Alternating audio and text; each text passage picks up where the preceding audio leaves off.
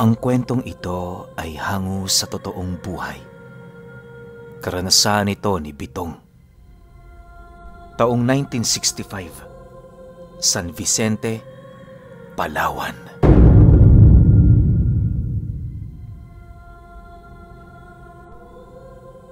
Itong mga panahong ito, kasalukuyang nasa poder pa itong si Bitong ng kanyang mga magulang.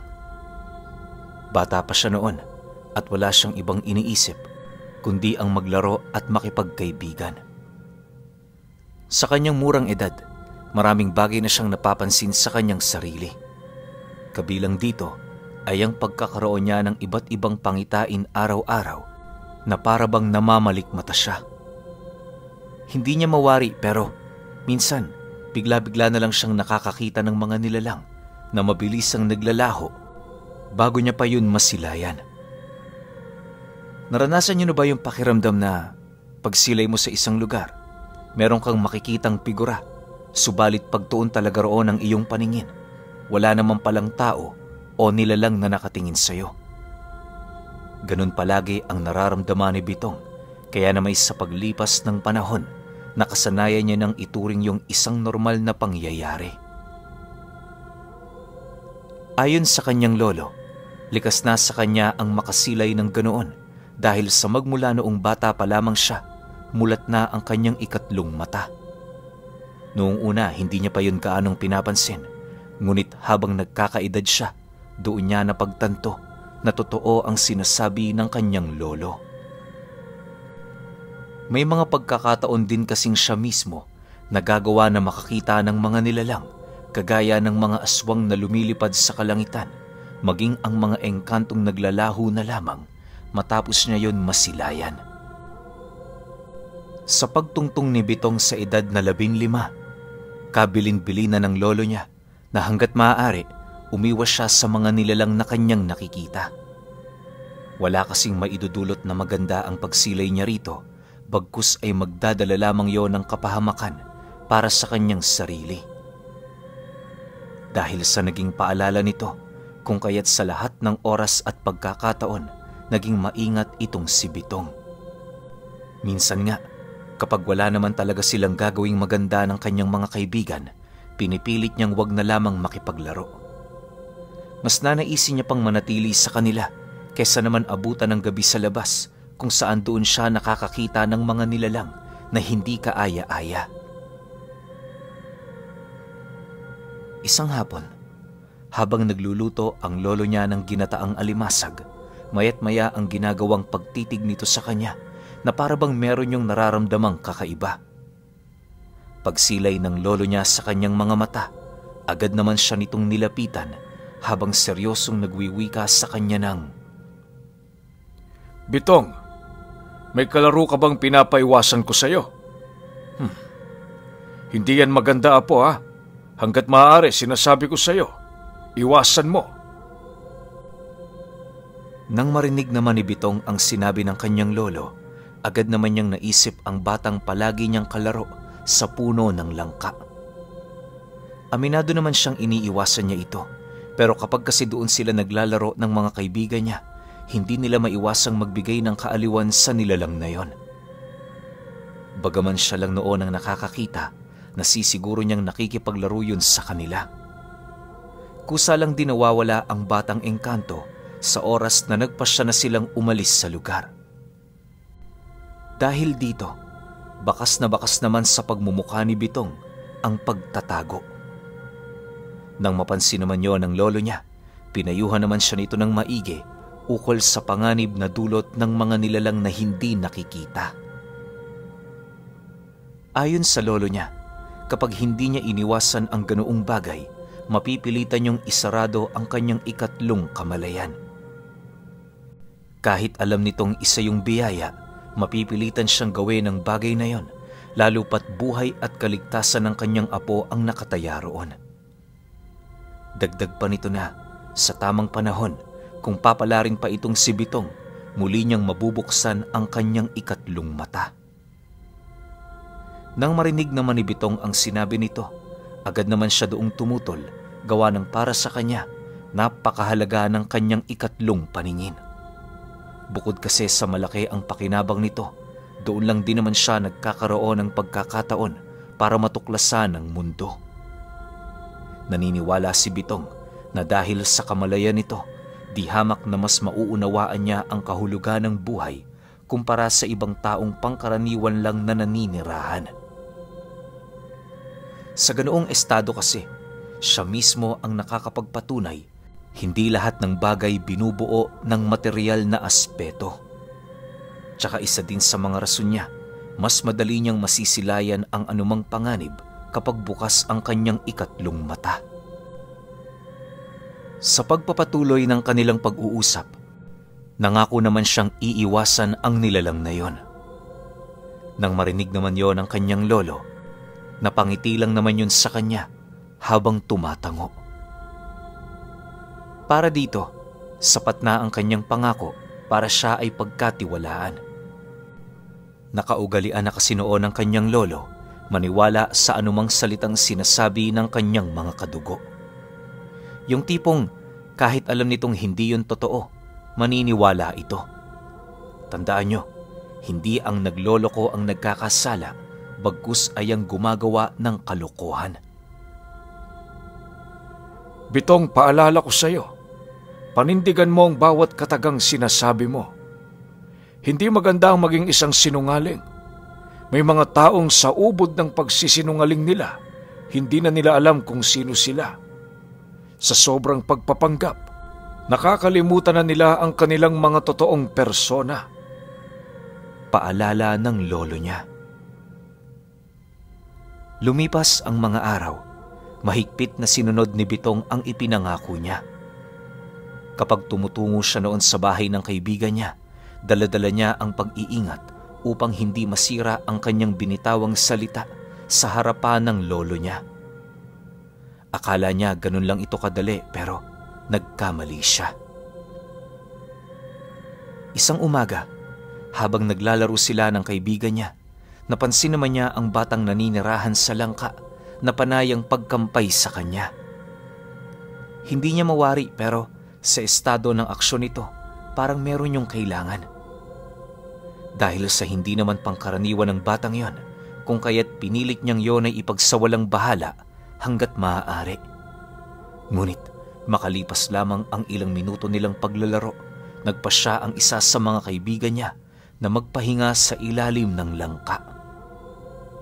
Wala namang nagawa si Bitong kundi ang sumunod, lalo pat alam niya sa kanyang sarili na wala yung kaide-ideya ukol sa nilalang na kanyang nakikita. Pag-upo nila sa tabi ng puno, agad naman siyang inakbayan ng nilalang na yon habang masayang nakatitig sa kanya. Paglapit nito sa bunganga ng kanyang tenga, doon niya narinig ang mga katagang nais pala nitong ilahad sa kanya. Ayon sa nilalang, kinakailangan na niyang umalis sa lugar na yon, gawa ng pangunahing pakayo ng mga aswang. Hindi maganda sa kanyang abutan ng gabi, lalo pat 1 linggo ng pinagmamanmana ng lugar. Dagdag pa nito, maraming naglilibot na mga aswang doon na nagbabalat kayo. Matapos naman itong marinig ni Bitong, pinilit naman niyang umakto ng normal.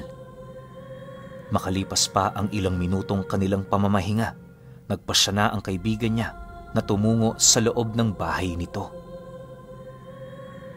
Habang nagmemeryenda sila sa loob, pansin na pansin naman niya ang animoy nakakasulasok na baho ng lugar.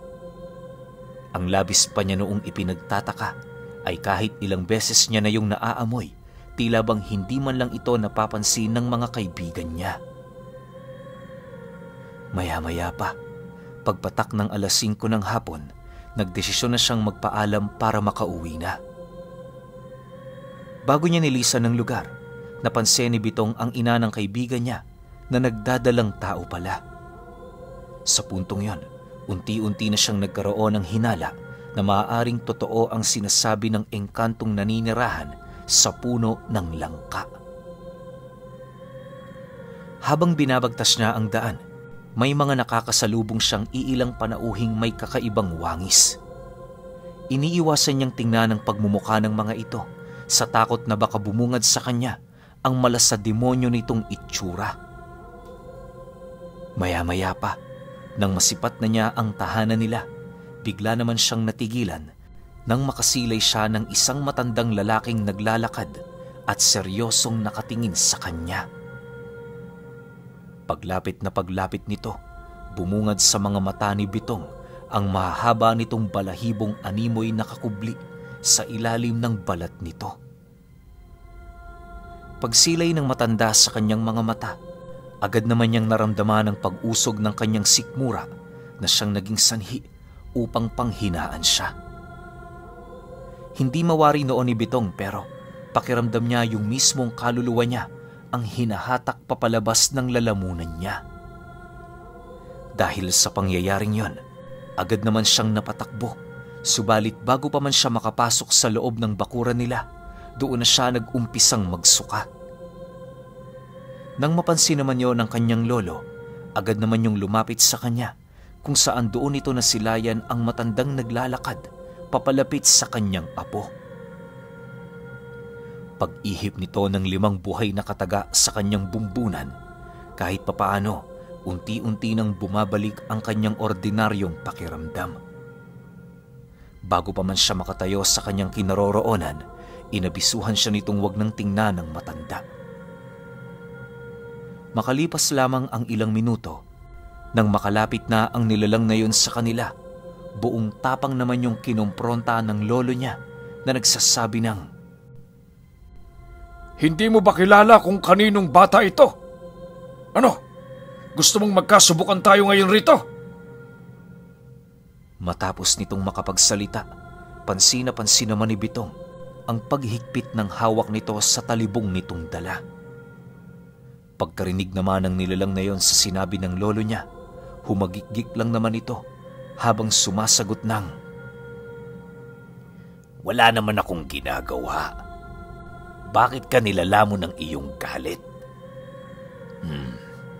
Kaibigan, balaan mo yung apo mo. Sabihin mo pansamantala, umiwas muna siya sa lugar na kanyang pinupuntahan araw-araw. Meron kami doong pakay. Ayaw namin siyang madamay." Nang marinig naman ni Bitong ang sinabi ng matandang yon, paulit-ulit naman niya yung sinisigawan ng mga katagang, "Aswang ka! Aswang ka!" Habang binabanggit niya ito, bakas naman sa pagmumukha ng lalaki, ang animoy hindi nito pagkatuwa buhat sa mga sinasabi niya.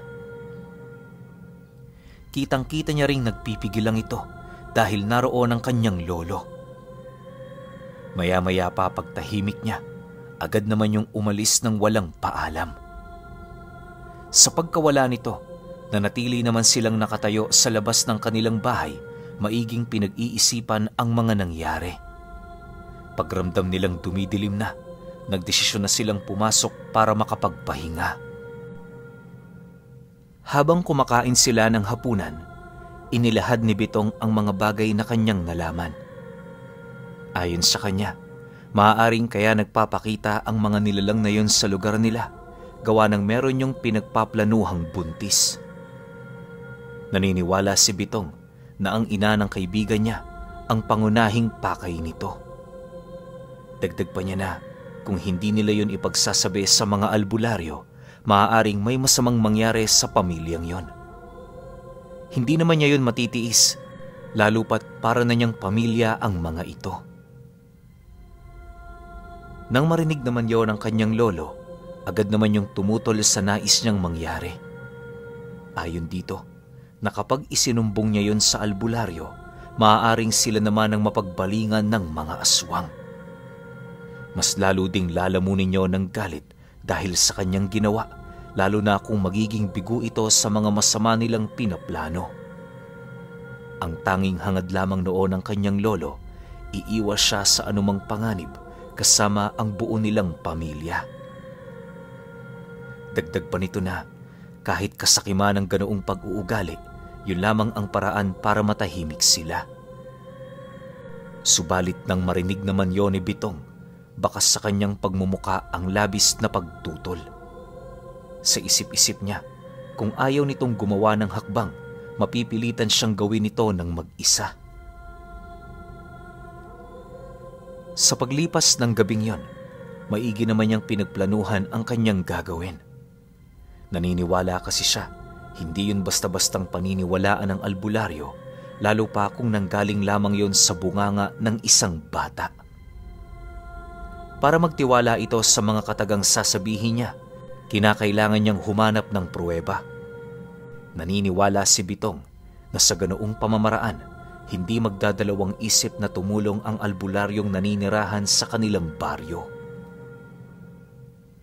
Kinahapunan, pagtungtong ng alauna, agad naman siyang nagpaalam na tutungo sa bahay ng kaibigan niya.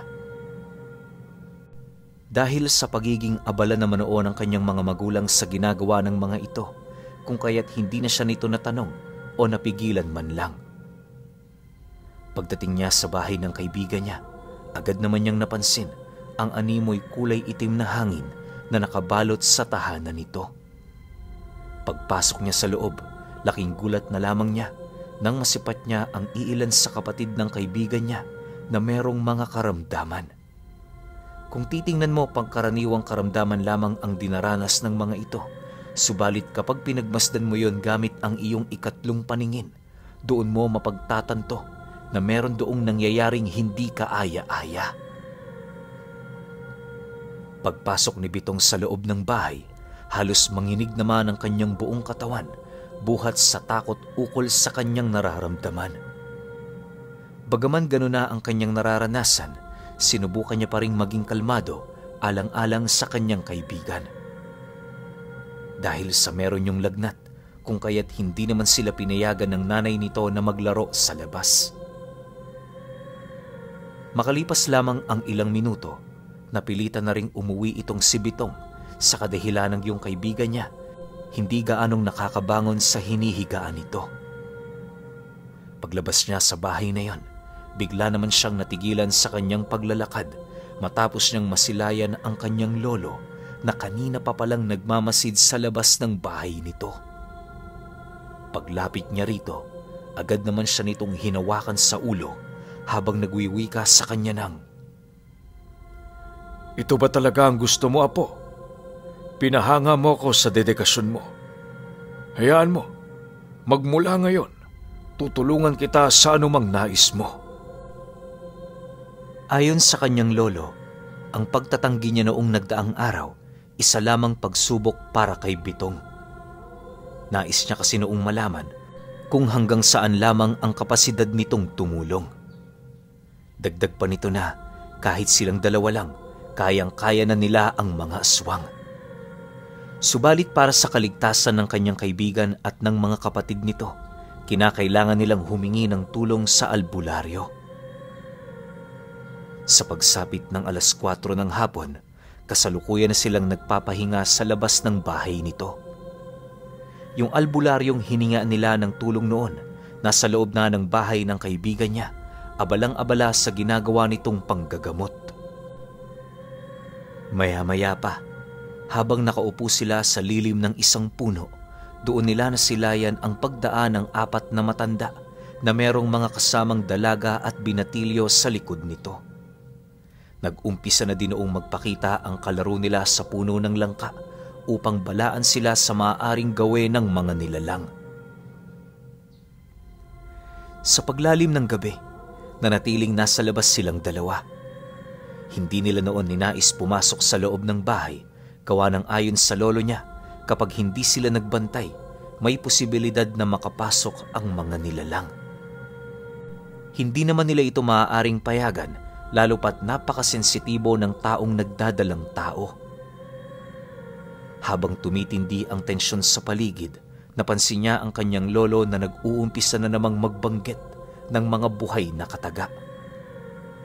Dahil sa ginawa nito, kung kaya't ang mga aswang na dumaraan, tila bang hindi nagkakaroon ng lakas na humawak man lang kahit sa bakod ng bahay. Maya-maya pa, nang hindi na ito maatim ng lolo niya, bigla naman yung tumayo, hinubad ang damit nito at dahan-dahan itong binunot ang talibong nitong dala. Paglabas ng nangingintab nitong talim, sumipol naman yun ng mabilis kung saan agad namang lumapit sa kinaroroonan ni Bitong ang engkantong naninirahan sa puno ng langka. Dito lang kayo. Bantayan mo ang apo ko anuman ang mangyari. Kasabay ng pagwika nito ay ang mabilisan nitong pagtakbo patungo sa labas ng bahay. Maniwala kayo o hindi, kahit napakatanda na ng lolo noon ni Bitong, hindi niya maiwasang magulat noon, gawa ng nakaya pa nitong tumalon sa mataas na bakod ng bakuran.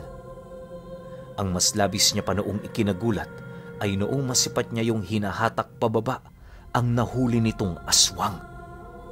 Hindi pa yun nakontento, walang habas niyang pinagtatataga ang pakpak nito hanggang sa tuluyan na yung bumagsak sa lupa. Dahil sa pangyayaring yon, doon niya nasilayan ang iilan pang mga aswang na nagkukubli sa mga madidilim na parte ng puno. Hindi niya mawari pero kagaya niya, meron ding isang napakalakas na ikatlong mata ang lolo niya.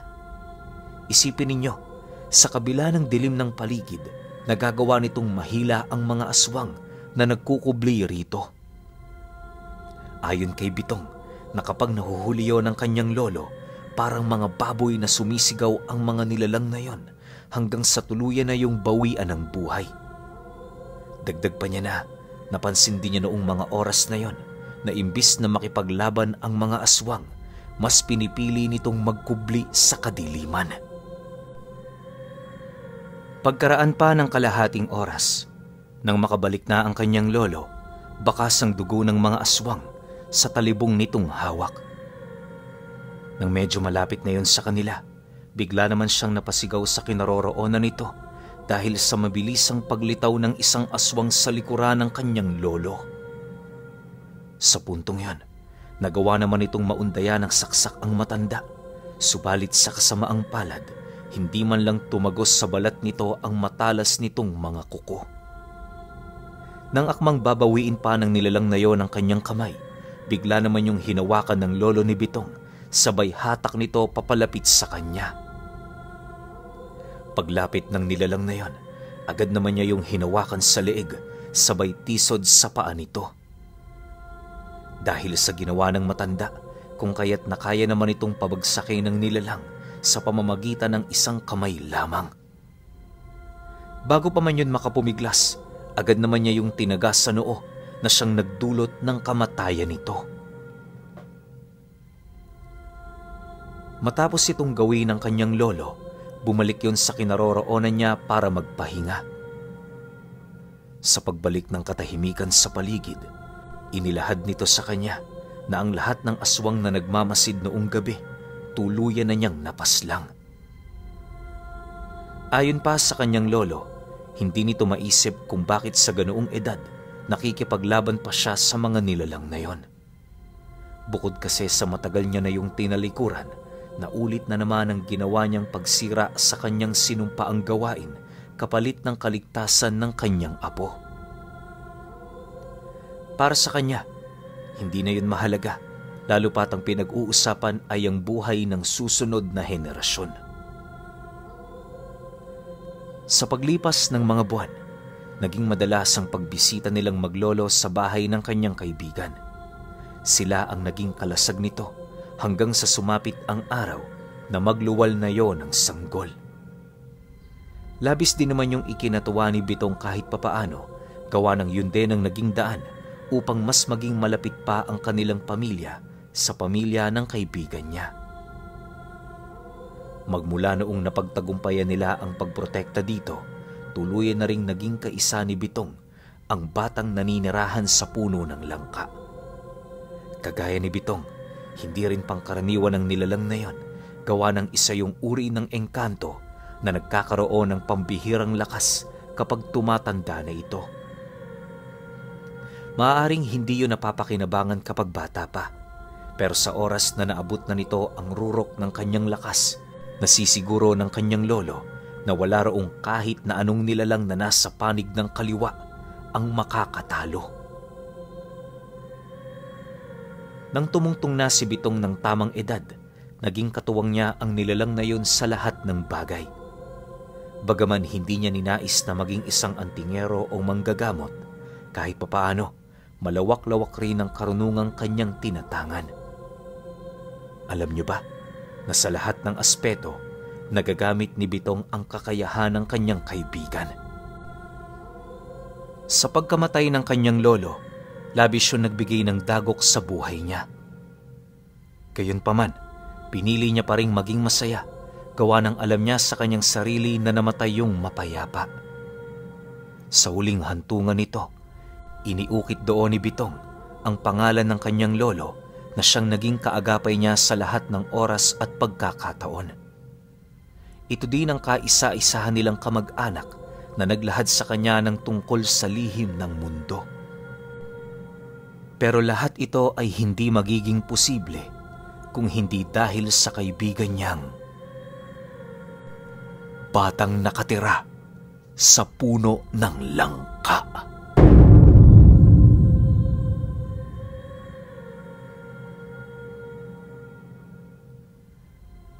Okay, opinyon ko sa kwento. Oo nga naman, no? Kasi isipin ninyo kung yung batang nakatira sa langka hindi pa ulit-ulit na nagpakita kay Bitong, tapos itong si Bitong naman nakinig sa lolo niya na wag nang i-entertain yung engkanto na yon o yung bata na yon, hindi nga magiging posible yung naging tadhana nitong si Bitong. Ang galing lang, parang nilatag ng Diyos yon para mangyari sa buhay ni Bitong. Tsaka yung pagiging puro kasi ni Bitong para sa kaibigan niya, yung pagiging mapagmahal niya, talagang totoo walang halong kahit na ano Kaya tingnan niyo yung biyaya tsaka yung balik kay Bitong. Meron siyang kasanggang napakalakas na engkanto na ayon sa lolo niya hindi matatalo ng kahit na sinong nasa panig ng kaliwa. Sobrang tindi nun. Ngayon lang ako nakarinig ng ganong klase ng engkanto. Pero hindi ako sang-ayon na wala sigurong makakatalo rito na nasa panig ng kaliwa. Meron man siguro pahihirapan to yung kaibigan ni Bitong. Hindi man siya matalo pero alam niyo yung sugatan, wala yung isang kamay. Kasi alam naman nating lahat, alam naman nating pare-pareho na napakarami pang nilalang sa kaliwa ang hindi pa natatalakay sa channel na to. Tapos panigurado yon na sobrang lalakas ng mga yon. Diba? Pero yun nga, syempre lahat naman tayo sa channel makakanan, so mas kakampihan ko to, yung kaibigan ni Bitong. Pero kayo pa rin, kung may opinyon kayo sa kwentong ito, comment nyo lang sa baba. Yun lang, hanggang sa susunod na kwento. Salamat.